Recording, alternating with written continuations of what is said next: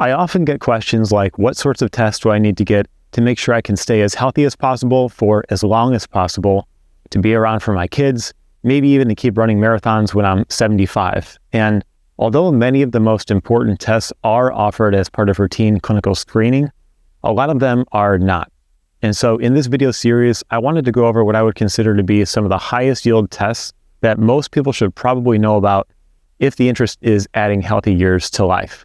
In this first video in the series, we'll go over some of the foundations of metabolic health, specifically taking a look at insulin resistance because it's so common and can show up silently for over a decade before it's diagnosed. And in the later videos, we'll go over some advanced concepts in metabolic health and subclinical metabolic dysfunction, looking at some advanced tests. So if you want to catch those videos, please be sure to hit the subscribe button and the bell icon. I'll also be placing many of these tests into a quick reference format that you can find the link in the description. As always, none of the following is medical advice. Please always consult your doctor before making health decisions, and let's jump into it. So how would we construct a list of high-yield tests with regard to adding healthy years of life? One way to do it would be to look for tests that point towards modifiable risk factors for some of the most common causes of mortality and disease. And in the US, those would be heart attacks, strokes, cancer, neurodegenerative disorders, and infections and accidents. So we'll start with a category of metabolic dysfunction that contributes to all of these, and that would be insulin resistance. Now, although insulin resistance is highly preventable and even reversible, it's typically silent for many years or even over a decade in its early stages. And the reason it's so important to know about is that it drives disease and aging across various different body systems, including the blood vessels, multiple different organs. In the brain, it impairs energy metabolism, leading to neuronal dysfunction. But if we look in the right places, we can find it. So before we jump into specific tests, let's talk about what insulin does. So normally in the body, insulin tells our cells that it's time to take up glucose from the extracellular space and move it into the cells where it can be used for energy. In insulin resistance, the cell essentially stops listening to insulin, and so it takes more and more insulin to do the same job. Now in the beginning, the body can compensate by raising up insulin. The pancreas beta cells pump out more and more insulin. Eventually, that compensatory mechanism fails, and that's when, over several years, glucose also starts to rise. Now, the reason we're not catching very many cases of insulin resistance early is because routine clinical labs tend to focus on this later part of glucose rise. We'll go over two of those key labs. The first one is fasting glucose. This means you're in a fasted state, you wake up in the morning, you go get your blood drawn, and they're measuring the concentration of glucose that's within the plasma or outside of the red blood cells. Now, in order to be considered normal, fasting glucose has to be less than 100. Otherwise, that meets criteria for prediabetes. We generally think of a low glucose as anything falling roughly below 70. Now, it turns out that glucose can irreversibly bind to hemoglobin, which is one of the main molecules within our red blood cells. And that brings us to our next test, which is hemoglobin A1C. We take advantage of that fact and the average lifespan of a red blood cell to get this metric. This is essentially a rolling average of glucose over the span of approximately 2 to 3 months. It's not a perfect test, but it is helpful to look for average trends and changes over time. Typically, what's considered a normal hemoglobin A1C would be anything less than 5.7%. Otherwise, if you go over 5.7%, you're in the realm of prediabetes. There is some data, however, to suggest that risk of disease tends to start to increase once hemoglobin A1C rises above approximately 5.0. There is such a thing as having too low blood sugar, so again, always consult your doctor.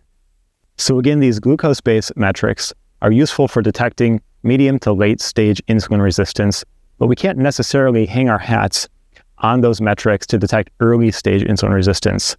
That brings us to our next test, which is fasting insulin. We know that insulin rises first, so when we're looking at fasting insulin, generally what's considered normal is anything less than 10 microunits per milliliter. While there's currently no universal consensus on what defines optimal fasting insulin levels, generally most sources recommend less than 10 microunits per milliliter, I personally tend to shoot for between 2 and 8 microunits per milliliter. So now we've gone over glucose, which are medium to late stage changes, and insulin, which is an earlier stage change, but can we combine both of these types of metrics into single indices? And the answer is that we can. We have 2 that we'll go over. The first is called HOMA-IR. This is essentially a multiplication product between fasting insulin and fasting glucose. Generally, healthy would be considered less than 1.5 to 2 for most individuals. It's important to know, though, that this is often used in a research setting, although it is applied in a clinical setting as well. And it's been optimized to detect insulin resistance in non-diabetic individuals. So at the extremes of insulin resistance and certain demographic features, this metric can be limited in its utility. The second one we'll go over is called the Quantitative Insulin Sensitivity Check Index. As the name implies, higher in this index means more insulin sensitive, and generally shooting for greater than 0.34 is considered insulin sensitive. Now, the advantage of using this metric is that it's generalizable to more extremes, so you get a more even distribution of different ranges of insulin sensitivity. The math to do this is a bit more complex, but I'll link to a calculator where you can plug in your metrics in the link below. Now, a limitation to all of the tests that we've mentioned is that they're limited to a single point in time, single draw of fasting glucose and fasting insulin. So they can't capture changes that happen over hours or at certain times of day. For those, we have the oral glucose tolerance test, which can characterize glucose tolerance, first by measuring fasting glucose and then administration of a glucose load, and then measuring at different time points over a couple of hours. And then the second way we can measure changes over time is via a continuous glucose monitor.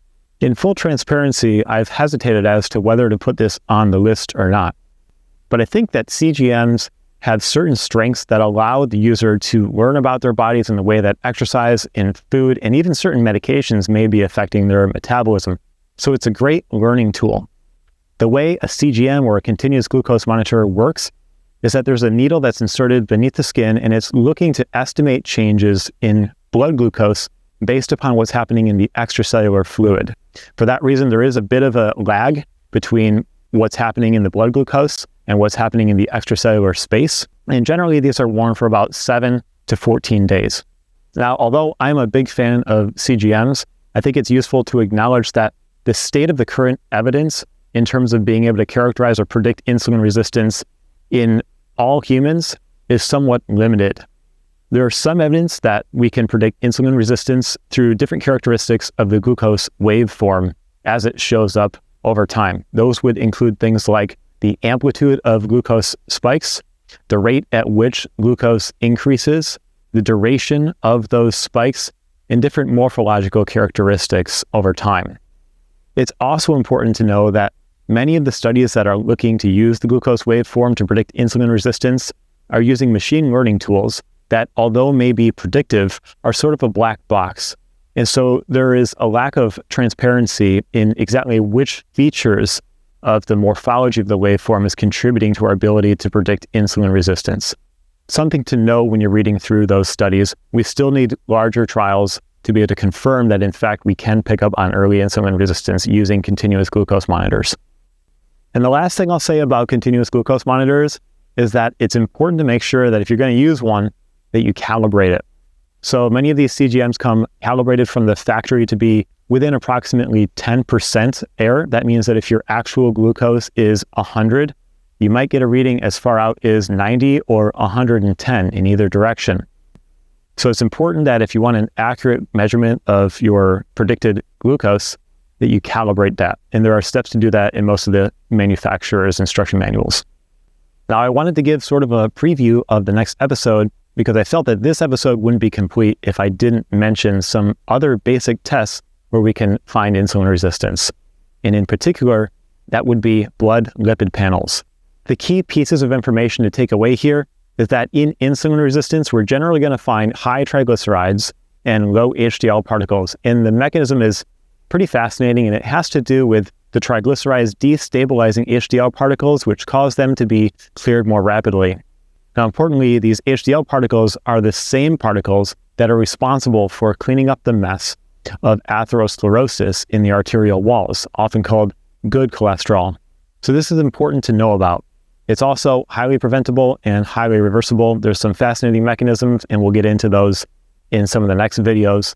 Generally, a ratio of triglyceride to HDL of less than 2 is considered optimal, although there's a bunch of debate around that currently. So if you want to stay tuned for those, please be sure to hit the subscribe button and the bell icon. Again, I'll also link to a quick reference sheet of some of these tests in the description below. Thanks for watching, and we'll see you next time.